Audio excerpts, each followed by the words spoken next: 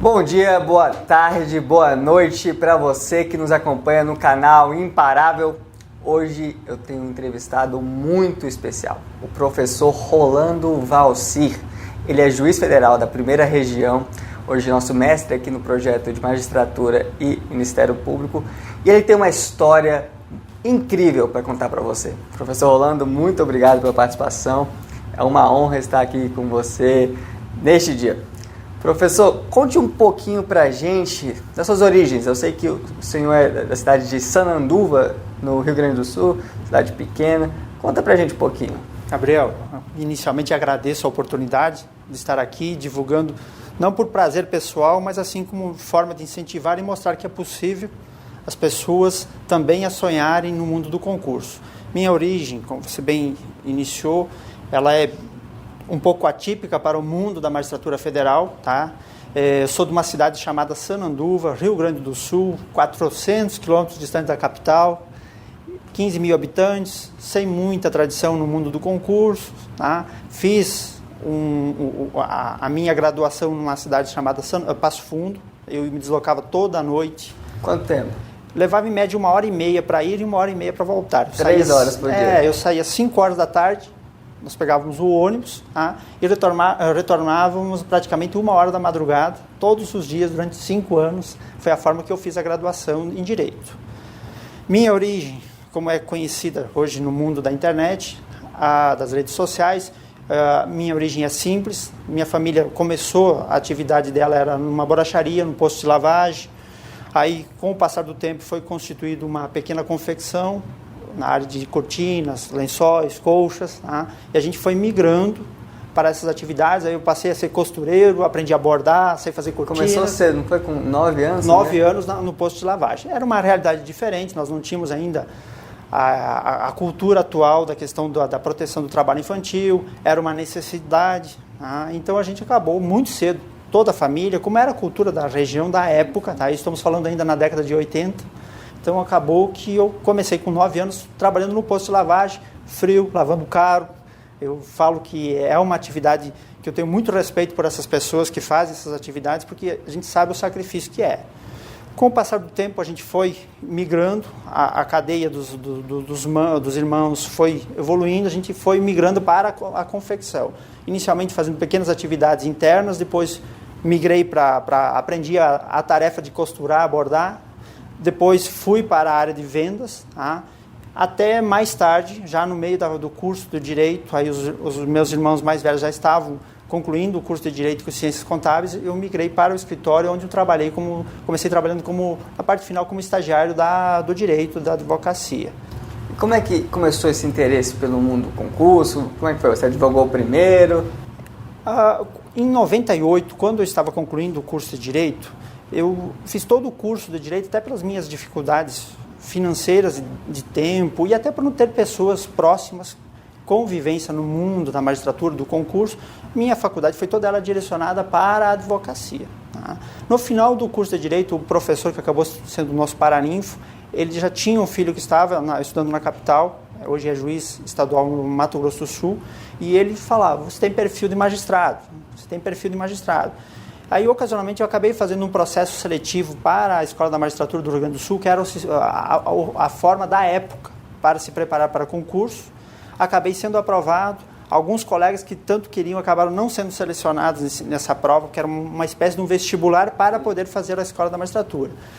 Isso, de certa forma, me obrigou moralmente a não deixar de assumir a vaga que eu tinha conquistado. Aí, acabei indo, fui para Porto Alegre, fiz durante um ano a Escola da Magistratura, que é uma especialização para o foco dos concursos da época. Terminei ela em 98. Nesse período tive muitas dificuldades, eu viajava no domingo à noite, todo domingo à noite para a capital, saía às 11 horas da noite da minha cidade, 23 horas, chegava às 5 horas da manhã, ia para a aula, estudava durante de segunda a sexta.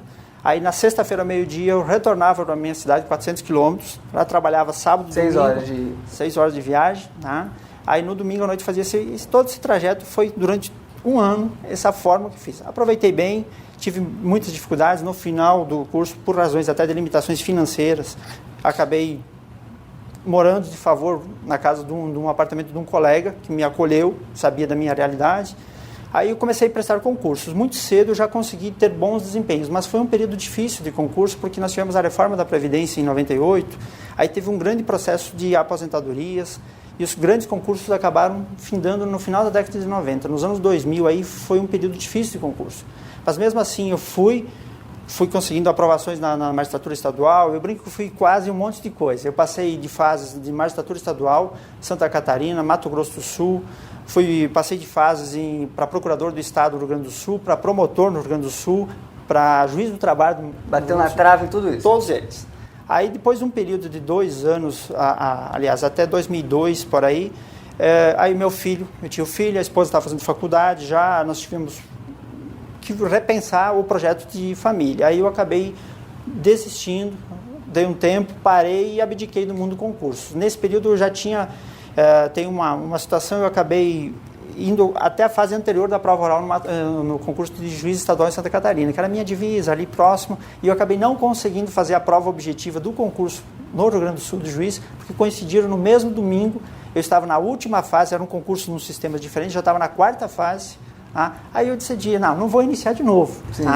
E aí acabou não dando certo, acabei com isso também refletindo um pouquinho, já estava com uma vida no mundo da advocacia já iniciada e acabei dando um tempo. Fiquei 7 anos sem olhar um concurso. Em 2009, veio para a minha cidade removida uma magistrada que foi... Você está em qual cidade? Sanandulfo. Sempre residi em Sanandulfo. Aí ela retornou, ela veio, na verdade, removida para Sanandulfo, e aí ela me disse, eu não acredito que você parou. Aí ela começou a me incentivar, eu comecei a retomar isso aí, e em 2010 eu fiz o primeiro concurso da Magistratura Federal do Rio Grande do Sul, da 4ª Região, na verdade, Porto Alegre, quase fui aprovado, estudei 45 dias, e faltaram 4 questões para mim ser aprovado na prova objetiva. Aquilo me mostrou que eu tinha, me reacendeu o meu desejo, e aí eu comecei a fazer os concursos. Aí fiz todos os circuitos, sempre reprovando por 1 a 4 questões. Foi assim uma trajetória, até que por volta de 2012 eu comecei a obter aprovações. Eu aprovei no concurso para auditor externo do Tribunal de Contas do Rio Grande do Sul, aprovei para conselheiro substituto do Rio Grande do Sul, lá eu acabei tirando a maior nota da prova oral, dentre os 32 que fizeram. E aí eu vim conseguindo a minha escalada de aprovações. Demorei para conseguir, mas depois eu fui aprovando, eu aprovei em todos os TRFs, nos 4 TRFs que eu fiz, eu aprovei e avancei de fase. Passei também para conselheiro do Tribunal de Contas do Mato Grosso do Sul, avancei de fases, até que em 2015, 2014, enfim, eu consegui aprovação aqui na 1ª Região, em Brasília. A minha trajetória na magistratura, rapidamente, eu comecei por Anápolis, fui para a turma recursal de Goiânia e há 2 anos já estou, hoje, trabalhando aqui em Brasília, na 21ª Vara, especializada em saúde pública. Professor, me diz uma coisa, é verdade que o senhor estudou com 200 quilos de materiais? Como é que foi? Que material é esse? Gabriel, eu, inicialmente por razões até de limitações financeiras, durante toda a graduação eu nunca tive muito acesso à possibilidade de compra de obras, doutrinas. Aí a faculdade já teve uma trajetória um pouco atípica, eu acabei me valendo muito da colaboração de colegas que me franqueavam, eu faltava muito por conta do meu trabalho, da distância. Então eu usava muito o caderno dos colegas. Eu tive esse auxílio que eu agradeço até hoje. No período pós-preparação, já falando especificamente desse, acontece assim, eu precisava ser agressivo. Eu tinha, na verdade, assim, não que a doutrina não sirva, mas eu sempre tive uma certa facilidade para a compreensão. Eu acabei optando por focar um direcionamento nas provas, naquilo que estava sendo cobrado. E aí eu percebi e descobri os informativos. Então eu mesclei. Eu acabei coletando material, fui buscando indicações com quem estava sendo aprovado e fui montando o meu próprio material. Eu resumi todos os informativos do STJ, do STF e do Tribunal da 4ª Região, que era o meu objetivo inicial, de 2010 a 2014, até ser aprovado. Todos. Resumi todas as provas, eu ia fazendo, eu uso uma expressão da informação líquida. Eu buscava, na verdade, ter o meu material para as revisões, eu me preparava para as provas. E foi isso que eu fiz. Os resumos, na verdade, até tem uma foto que eu acabei, na época, divulgando e tal, foram todos os materiais que eu fui imprimindo guardando, fazendo. Inicialmente uma questão financeira, depois virou até uma tática. Uma tática de estudo mesmo, produzir o próprio material para revisão, para ter ali, extraído ali o que é mais relevante, né, para a prova. Nós temos, eu hoje no projeto já como professor, eu uso uma expressão, nós não podemos, o concurso ele tem uma regra, você não adianta ser doutor numa área e não saber nada de outra. Você precisa ser mediano em tudo. Não passa quem mais sabe, e sim quem melhor administra o pouco que sabe. No concurso, pouco é muito. E isso que me direcionava a buscar aquelas informações que tinham potencial de cair em prova. O direcionamento que hoje um curso preparatório nos dá era o que eu buscava. É o direcionamento, a agressividade de buscar aquilo que efetivamente tinha potencial de eu saber. Eu não tenho, na área específica do direito, é muito vasto o conjunto de informações. Então é impossível, é humanamente impossível alguém conseguir dominar Sim. tudo. Então você tem que fazer opções. E a minha opção foi ser agressivo em buscar aquilo que efetivamente tinha potencial de cair em provas. Doutor Rolando, me diz uma coisa, essa trajetória de tanta dificuldade, de tanta luta, houve algum momento em que o senhor pensou em desistir, ali uma frustração muito grande, uma situação que você pensou não é mais para mim, vou seguir outros rumos? Houve alguma situação assim de desespero mesmo? Eu acho que eu usaria como experiência própria, até para divulgar a minha vivência, aquele período que eu parei em 2002, 2003, ali talvez foi isso. Tá? Um questionamento, uma dúvida, necessidades da família que acabaram prevalecendo, filho pequeno, outras coisas, mas hoje eu reflito, volto no tempo e percebo que ali foi onde eu acho que eu posso usar um termo, errar no sentido, é a palavra que me vem agora no momento. Por quê? Porque depois, quando eu voltei, eu tive que refazer toda uma base que eu já tinha. E a sensação de que eu estava tendo que dedicar tempo e energia para recuperar algo que eu já tinha, aquilo me deixou um pouco, no início, com uma certa frustração. Mas tive. Isso é natural do ser humano. Todo dia, isso quem é concurseiro sabe, tem dias que você estuda 8, 9, 10 horas, você se sente motivado para isso, mas tem dias que você tem dificuldade. E com o tempo, os resultados não acontecendo, há uma tendência da pessoa ela se questionar. Será que eu realmente nasci para isso? Será que eu estou acertando na estratégia? E aí vem um problema muito grande que eu percebo hoje no mundo do concurso, a teoria da fila. As pessoas, na verdade, elas não percebem que hoje o mundo do concurso ele está, sim, disputado. Mas existe um certo período de maturação. Eu falo, não vão entregar um Boeing para uma pessoa com 50 horas de voo. Há uma necessidade de você ter também uma dedicação de buscar isso. E às vezes as pessoas desistem porque elas não conseguem perceber que esse tempo de maturação ele é necessário. Eu falo assim, as dificuldades do concurso elas servem para lapidar a pessoa depois. O profissional que vai exercer a profissão lá no seu respectivo cargo, ele indiretamente ele é lapidado nesse processo. Na magistratura federal eu falo que cada fase ela prepara o magistrado. A fase da prova objetiva, tão temida, ela é a fase do gabinete todo dia. Você tem um assessor que chega lá com um problema lá do Rio Grande do Sul, tratando da área tributária. 2 minutos depois vem um outro, trata um assunto do lado do Nordeste totalmente diferente. É a prova objetiva, aquela questão de você ter que dar um direcionamento imediato. A prova escrita, as fases das sentenças, é onde você demonstra o saber numa maneira da redação. E a prova oral é simplesmente onde você tem a humildade de você ver a sua vida na mão de pessoas. É o que o magistrado tem todo dia quando ele faz uma audiência, quando ele decide um processo. A prova oral, ela ensina o futuro magistrado a ter a humildade de perceber o que é ter a sua vida decidida em fração de 1 hora, 30 minutos de uma reflexão dos Então, eu acho assim, esse campo da magistratura, ele para mim, ele foi a preparação para a magistratura, ela hoje me dá essa segurança de você ter os pés no chão.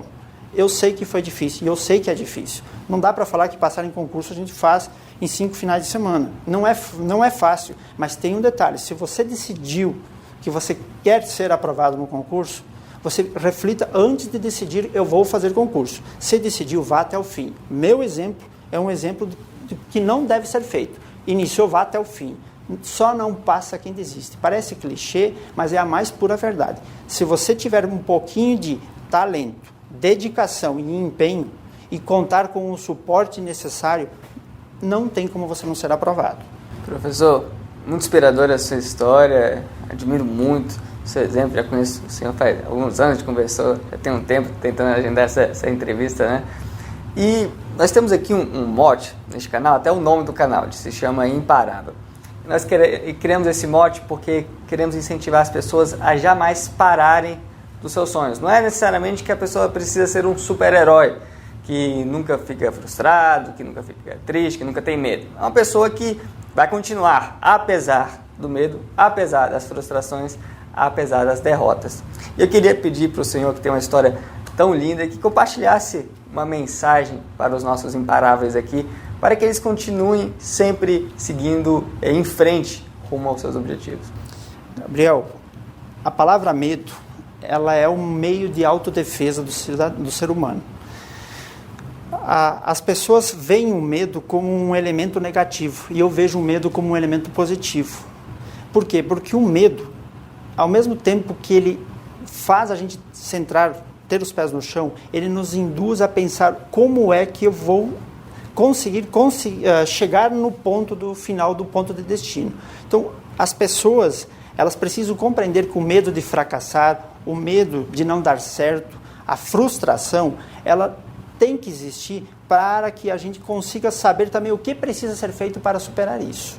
Então, esse é um ponto. Tá? E com relação a foco, eu sempre falo assim, um caminho novo, ele é sempre, o desconhecido, ele nos induz ao receio.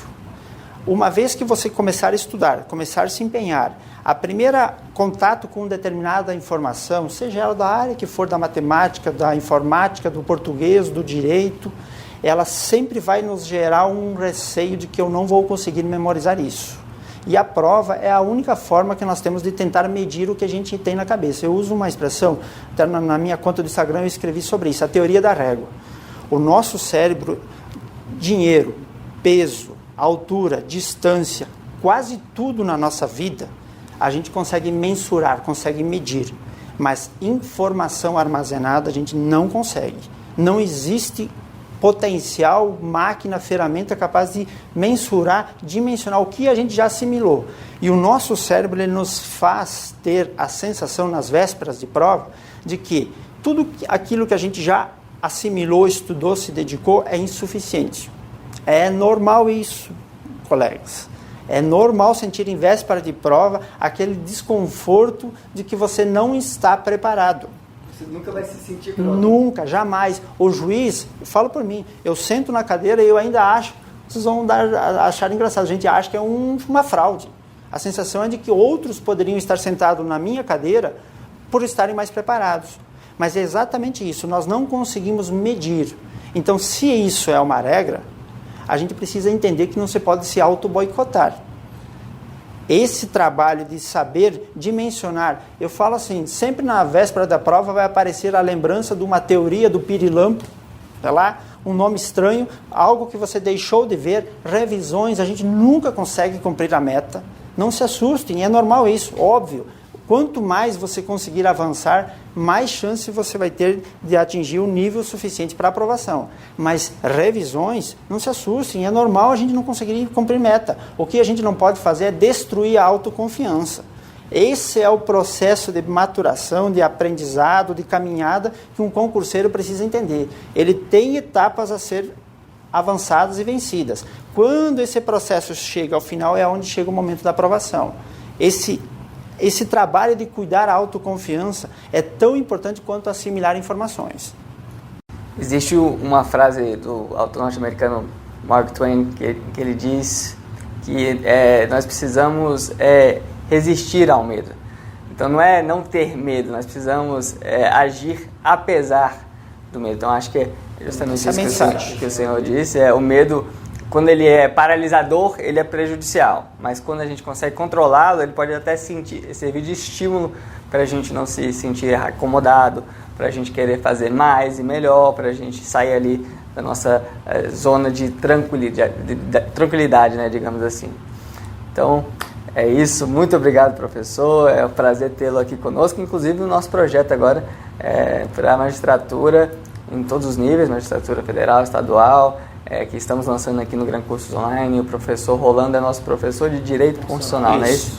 Então, é uma honra ter esse mestre aqui conosco, que tem essa trajetória de vida tão incrível. Já foi borracheiro, costureiro, começou a trabalhar aos 9 anos de idade, tem origem simples, morava em uma cidade de 15 mil habitantes, que não tinha juiz, eu tinha uma juíza, né, por décadas, e hoje é juiz federal em Brasília, professor, e impacta e ajuda muitas pessoas, tanto no funcionalismo público como docente. Então, fica aqui mais um exemplo de uma pessoa imparável que está aqui conosco neste dia. Se você gostou deste vídeo, curta o nosso canal, ative as notificações para ficar por dentro de outras entrevistas, de outros conteúdos que prepararemos com muito carinho para você. Muito obrigado.